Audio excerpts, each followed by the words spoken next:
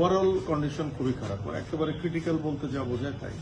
ওনার ব্যাপারে আমরা কোনো আশার কথা বলবো না। আমরা যখন অপারেশন করার জন্য প্ল্যান করতেছি তখন ওনার ভাই, উনি বুলেট প্রুফ সময় ওনার সাথে ছিলেন, উনি কিন্তু বলছিলেন যে বেঁচে নাই, তারপর আপনারা করেন।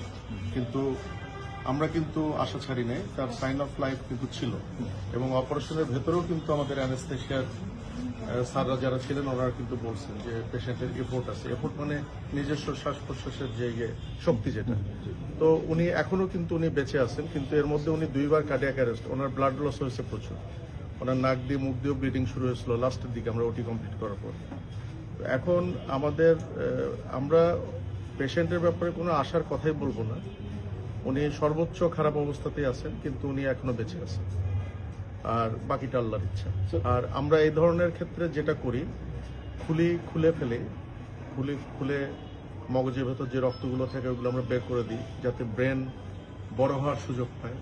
ব্রেনের ভেতর যে চাপটা আছে সেই চাপটা যাতে কমার সুযোগ পায়, এটাই হলো এটার ম্যানেজমেন্ট। তো এটা আমরা করে এখন রুগীর ভালো আইসিইউ সাপোর্টের জন্য রুগীর যারা আত্মীয় স্বজন তারাই প্রেফার করছেন যে এবার কেয়ারে নেওয়ার জন্য। স্যার, গুলি কি বেরিয়ে গেছিল স্যার? Most probably. মানে আমরা এত হারিনেসের মধ্যে, কারণ বুলেট যদি ভেতরে থেকেও যায়, ধরে নিলাম যে বুলেট ভেতরে মগজের ভেতরে আছে, ওটা একদম মগজের সেন্টার পয়েন্ট, ওখানে অ্যাপ্রোচ করার কোনো প্রয়োজন নাই, ওটা করা হয় না। মানে তবে বুলেটটা বের হয়ে গেছে, কারণ বুলেট একদিক দিয়ে ছিদ্র হয়ে আরেক দিক দিয়ে হাড্ডি ভেঙে বের হয়ে গেছে, সুতরাং ওটা বুলেটই বের হয়ে গেছে আমরা ধরে নিতে পারি। কিন্তু বুলেটের কিছু ফ্র্যাগমেন্ট ব্রেনের ভেতর থেকে গেছে, সেটা আমরা যখন অপারেশন করছি কিছু ফ্র্যাগমেন্ট আমরা পেয়েছি, ওগুলো আমরা সংরক্ষণ করছি, খুব ছোট ছোট ফ্র্যাগমেন্ট।